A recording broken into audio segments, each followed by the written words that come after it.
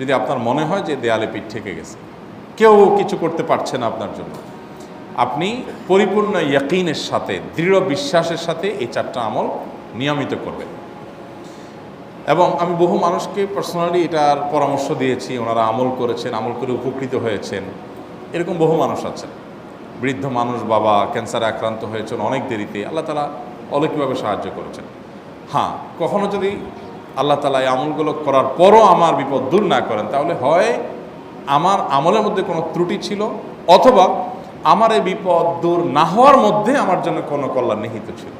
আল্লাহ তাআলা আমার দোয়া কবুল করে যে উপকার হতো তার চাইতে বেটার কিছু হয়তো আমাকে দিবেন, এই ইয়াকিন একজন ইমানদারের থাকবে। সে 4টা আমলের 1 নম্বর হলো ইস্তেগফারের আমল। ইস্তেগফার, আপনি ফেসে গেছেন কোনো জায়গায়, কোনো উপায় পাচ্ছেন না, আপনি ইস্তেগফার করতে থাকেন। আস্তাগফিরুল্লাহ ওয়া আতুবু ইলাইহি, আস্তাগফিরুল্লাহ ওয়া আতুবু ইলাইহি, আস্তাগফিরুল্লাহ ওয়া আতুবু ইলাইহি, আস্তাগফিরুল্লাহ, আস্তাগফিরুল্লাহ, আস্তাগফিরুল্লাহাল্লাযী লা ইলাহা ইল্লা হুয়াল হাইয়ুল কাইয়্যুম ওয়া আতুবু ইলাইহি ওয়া লা হাওলা ওয়া লা কুওয়াতা ইল্লা বিল্লাহ। اللهم أنت ربي لا إله إلا أنت خلقتني وأنا عبدك وأنا على عهدك ووعدك ما استطعت أعوذ بك من شر ما صنعت أبوء لك بنعمتك علي وأبوء لك بذنبي فاغفر لي فإنه لا يغفر الذنوب إلا أنت সাইয়্যিদুল ইস্তিগফার। এভাবে যে কোনো ইস্তিগফার করতে থাকেন, আপনি বেশি বেশি করে আল্লাহর কাছে ইস্তিগফার, ক্ষমা প্রার্থনা করতে থাকেন, খুব বেশি। আপনার 2 ঠোঁটে অনবরত আপনি চাইতে থাকেন আল্লাহর কাছে ক্ষমা। এই ইস্তেগফার সম্পর্কে নবী করিম সাল্লাল্লাহু আলাইহি ওয়াসাল্লাম বলেছেন, মাল্লাজিমাল ইস্তেগফার, যে ব্যক্তি ইস্তেগফারকে আঁকড়ে ধরবে, আঁকড়ে ধরা মানে কি, এটা ছাড়বে না, সে পড়তেই থাকবে অনবরত।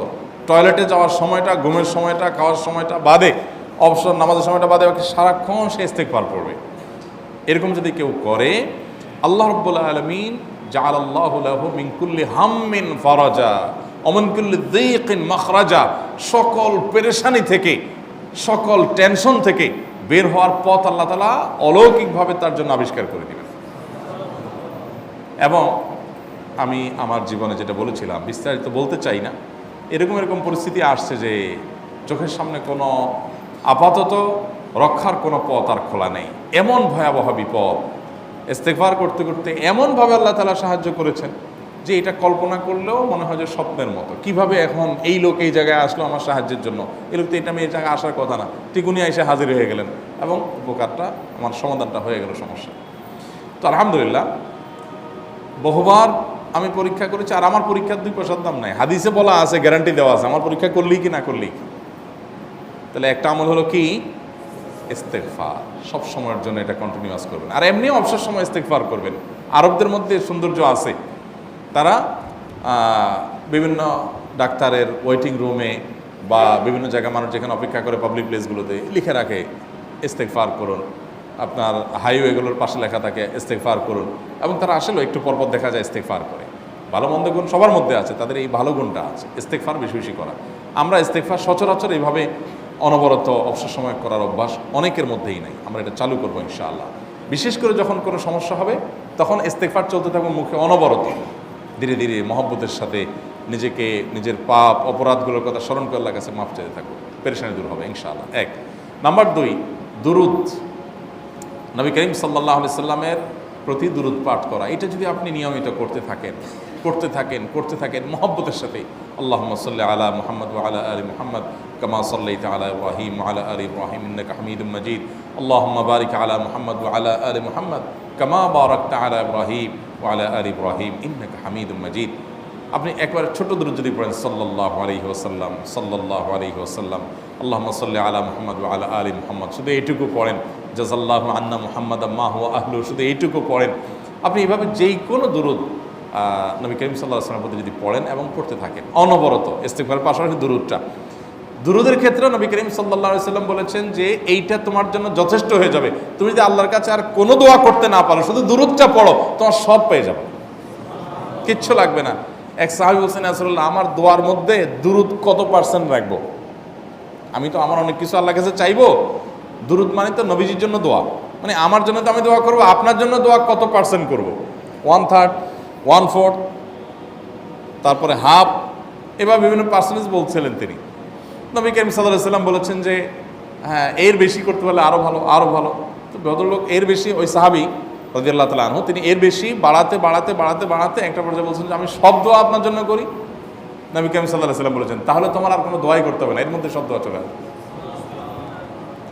কারণ আপনি যদি বলেন আল্লাহ আপনার নবীর প্রতি আপনি রহমত নাজিল করেন, আপনার নবীর প্রতি আপনি শান্তি নাজিল করেন, আপনি যেটা দোয়া করেন, তো আল্লাহকে আল্লাহর নবীর প্রতি আপনি রহমত নাজিল করতে বললে আল্লাহ তাআলা আপনার প্রতি রহমত নাজিল করবেন কি করবেন না? আপনি কাউকে খুশি করতে চান, কার কাছ থেকে কিছু আদায় করতে চান, তার ছেলেটারে যদি হাদিয়া তোহফা দেন, আদর যত্ন করেন, তো বাই ডিফল্ট অটোমেটিকলি ওই লোকের সিম্পেথি আপনার দিকে আসবে কি আসবে না? চোখ বন্ধ করে আসবে। তো আল্লাহর নবীর জন্য যখন আপনি দোয়া করবেন তখন আল্লাহ তাআলা আপনার মধ্যে রহমত নাজিল করবেনই, এটা নবী সাল্লাল্লাহু আলাইহি ওয়াসাল্লামের ওয়াদা। যে কোনো পেরেশানি, তিনি আরো বলেছেন যদি কেউ দুরূদের আমল করে নিয়মিত, আল্লাহ রাব্বুল আলামিন তার সকল পেরেশানির জন্য যথেষ্ট করে দিবেন। এই আমলটাকে সবগুলো দূর করার জন্য যথেষ্ট হয়ে যাবে।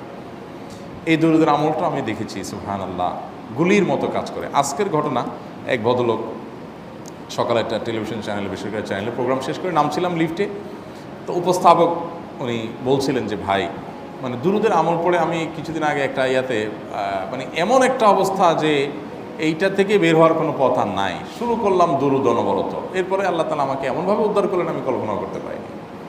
আলহামদুলিল্লাহ এই আমলগুলো করে অনেক ভাইরা আমাকে অভিজ্ঞতা জানাইছেন যে আলহামদুলিল্লাহ তাদের অভিজ্ঞতা অলৌকিক। হ্যাঁ, ওই যে বললাম কখনো যদি আল্লাহ তাআলা আপনার দোয়া কবুল না করেন তাহলে হয় আমার ত্রুটি আছে, আর না হলে আমার জন্য আল্লাহ তাআলা এর চেয়ে বেটার কিছু রেখেছেন, আমি সেই ইয়াকিন রাখবো ইনশাআল্লাহ বিইذنিল্লাহ। আর এই দোয়াতে সমাধান হবেই হবে সে বিশ্বাস থাকতে হবে। নবী করিম সাল্লাল্লাহু আলাইহি ওয়াসাল্লাম বলেছেন, হাদিসে কুদসিতে আল্লাহ বলেছেন আনা ইনদা যান্নি আবদি বি, বান্দা আমার প্রতি যেমন ধারণা করে আমি তেমন আচরণ করি। আপনি যদি চিন্তা করেন করে দেখি হয় কি না, দেখি ট্রাই করি, তাহলে ওই আল্লাহ তাআলা বলবেন ঠিক আছে দেখতে থাক। আপনি যদি ইয়াকিন করেন যে না নবী করিম সাল্লাল্লাহু আলাইহি ওয়াসাল্লাম যে বলেছেন অতএব সেটা হবেই, আর আল্লাহ রাব্বুল আলামিনের কাছে আমি ওইভাবেই চাবো যে আল্লাহ দিবেনই, আমি নিয়েই ছাড়বো, ইনশাআল্লাহ গুলি মিস হতে পারে, আপনার দোয়া মিস হবে না। ওই ইয়াকিন, ওই ঈমান আমার মধ্যে আনতে হবে, চেষ্টা করবো তো ইনশাআল্লাহ। তাহলে দুইটা আমল হলো, ইস্তেগফার আর দুরূদ। 3 নম্বর আরেকটা আমল হলো দোয়া ইউনুস। দোয়া ইউনুস, লা ইলাহা ইল্লা আন্ত সুবহানাক ইন্নী কুনতু মিনাজ জালিমিন। বেশি বেশি পড়তে থাকবেন, যখন বিপদে পড়বেন ইস্তেগফার আর দুরূদ পড়বেন সবচেয়ে বেশি, আর মাঝে মধ্যে দোয়া ইউনুস, লা ইলাহা ইল্লা আন্ত সুবহানাকা ইন্নী কুনতু মিনাজ জালিমিন। আল্লাহ সুবহানাহু ওয়া তাআলা কোরআনে কারিমে এই দোয়ার পরে বলেছেন ওয়াকাযালিকা নুনজিল মুমিনিন। এই দোয়া পাঠ করার মাধ্যমে ইউনুস আলাইহিস সালামকে পৃথিবীর ইতিহাসের সবচেয়ে অলৌকিক ঘটনা, সকল সায়েন্স, সকল আপনার বিজ্ঞানের তত্ত্ব সবগুলোকে আপনার সবগুলোর বিপরীতে বা সবগুলোকে আপনার ভুল প্রমাণ করে দিয়ে ওই জায়গাটার জন্য আল্লাহ তাআলা ইউনুস আলাইহিসকে মাছের পেটে ঢোকার পর সেখান থেকে আবার জীবিত রেখে বের করেছেন। অক্সিজেন অভাবে তো সেখানে এমনি মারা যাওয়ার কথা, আরও নানা কারণে মারা যাওয়ার কথা, তাই না? কিন্তু আল্লাহ তাআলা তাকে রক্ষা করেছেন, কারণ উনি ওই বিপদে পড়ার পর থেকে এইটা পড়তেছিলেন, লা ইলাহা ইল্লা আনতা সুবহানাকা ইন্নী কুনতু মিনাজ জালিমিন। তো আল্লাহ তাআলা কোরআনে বলেছেন এটা ইউনুস, তার নবী ইউনুস আলাইহিস সালামকে আল্লাহ তাআলা এর মাধ্যমে রক্ষা করেছেন, সেটা তার জন্য খাস না, এটা তার জন্য স্পেশাল না, বরং আল্লাহ বলেছেন ওয়াকাযালিকা নুনজিল মুমিনিন, এটা দিয়ে আমি তাকে রক্ষা করেছি, একইভাবে ঈমানদারদেরকেও এইটার মাধ্যমে রক্ষা করব। এটা বড় অস্ত্র পেয়ে গেলাম। দোয়া ইউনুস বেশি বেশি করবো ইনশাআল্লাহ, লা ইলাহা ইল্লা আনতা সুবহানাকা ইন্নী। আমার দেশে আবার দেখা যায় বিপদ হয়ে গেলে তখন হুজুর ভাড়া করে যে ভাই আপনারা সবাই মিলে এটা 1 লাখ বার পড়ে দেন, 1.25 লাখ বার পড়ে দেন, টাকা দিব আপনারা পড়ে দেন। আপনারটা আপনি পড়বেন ভাই, হুজুরদের কাছে দোয়া চান সমস্যা নাই, আর হুজুরদেরকে খাটায়া টাকা দিবেন কেন, এমনি টাকা দিবেন না দিয়া। আর এই দোয়া নিজে নিজে করতে থাকবেন। ইউনুস আলাইহিস সালাম ওই সময় কি লোক ঠিক করছিলেন যে ভাই আপনারা সবাই দোয়া ইউনুস পড়েন, আমি গেলাম, আমি মাছের পেটে গেলাম, আপনারা বসেন সবাই দোয়া ইউনুস পড়া দেবেন, করছেন উনি? ওনারটা উনি করছেন, তো আপনারটা আপনি শুরু করবেন দোয়া ইউনুস না। 4 নম্বর আমল হলো ইয়া যাল জালালি ওয়াল ইকরাম, এটা বিশেষ করে পাঠ করবেন। নবী করিম সাল্লাল্লাহু আলাইহি ওয়াসাল্লাম বলেছেন আলিজু বিয়া যাল জালালি ওয়াল ইকরাম, ইয়া যাল জালালি ওয়াল ইকরাম এইটাকে তোমরা আঁকড়ে ধরবে। ইয়া যাল জালালি ওয়াল ইকরামের মানে কি? এটা আল্লাহকে ডাকা, আর কিছু না। এবং হাদিসে বর্ণিত দোয়া, এটা মাসনুন দোয়া। ইয়া যাল জালালি ওয়াল ইকরাম মানে হে মহা ক্ষমতার অধিকারী, প্রতাপশালী এবং সম্মানের মালিক, এটা বলার মানে হলো আল্লাহর কাছে নিবেদন করা, যেহেতু আপনার প্রতাপ আছে, আপনার জালাল আছে, আপনার বড়ত্ব আছে, হে বড়ত্বের অধিকারী এবং হে সম্মানের অধিকারী, আপনার যেহেতু আল্লাহ তাআলা এটা, আপনার যদি এটা আছে, অতএব হে আল্লাহ আপনি আমাকে এটা দান করুন, আপনার সেখান থেকে আমার প্রতি রহম করুন, আপনার সেখান থেকে আমাকে, আপনার বড়ত্ব থেকে আমাকে আপনি হেফাজত করুন, আপনার একরাম থেকে আমাকে আপনি, তা দিয়ে আপনি আমাকে রহম করুন। তো সেই দোয়া আল্লাহ তাআলার কাছে নিবেদন করতে পারি, ইয়া যাল জালালি ওয়াল ইকরাম। এর পাশাপাশি তাহাজ্জুদের নামাজ এবং যে কোনো নফল নামাজ, কারণ নবী সাল্লাল্লাহু আলাইহি সাল্লাম ইজা হাজাবাহু আমরুন সাল্লা, নবীজি সাল্লাল্লাহু আলাইহি সাল্লামের কোনো পেরেশানি শুরু হলে আগে ওযু করে 2 রাকাত নামাজ পড়তেন, ওযু করে 2 রাকাত নামাজ পড়তেন। আমাদের যখন পেটে ব্যথা শুরু হয় আগে কার কথা মনে পড়ে? ডাক্তারের কথা মনে পড়ে। যখন গায়ে জ্বর আসে সবার আগে মনে পড়ে কিসের কথা? নাপা, নাপা, ঠিক না? জ্বর আসছে গায়ে, সবার আগে আমরা কি চিন্তা করি? নাপা। নাপা আপনি চিন্তা করেন, খান, নিষেধ না তো, ওষুধ গ্রহণ করা সুন্নত। নবী সাল্লাল্লাহু আলাইহি সাল্লাম নির্দেশ করেছেন ওষুধ সেবন করতে, আপনি করেন, ভালো কথা। কিন্তু ইমানদার সব কিছুর আগে ব্যথা আসছে, তাহলে ব্যথার জন্য একটা ওষুধ দোয়া শিখেছেন, দোয়াটা আগে করবে, পাশাপাশি ওইটা করবে। এলো ইমানদারের কাজ। আমরা আজকাল ইমান থেকে অনেক দূরে সরে গেছি। আল্লাহ আমাদের সেই ইয়াকিন দান করুন। তাহাজ্জুদের সময় দোয়া, অনেক বেশি দোয়া কবুল হয়। তাহলে 4টা আমল ইনশাআল্লাহ আপনাকে এই ভয়াবহ বিপদ থেকে উদ্ধার করার জন্য সাহায্য করবে ইনশাআল্লাহ। সেই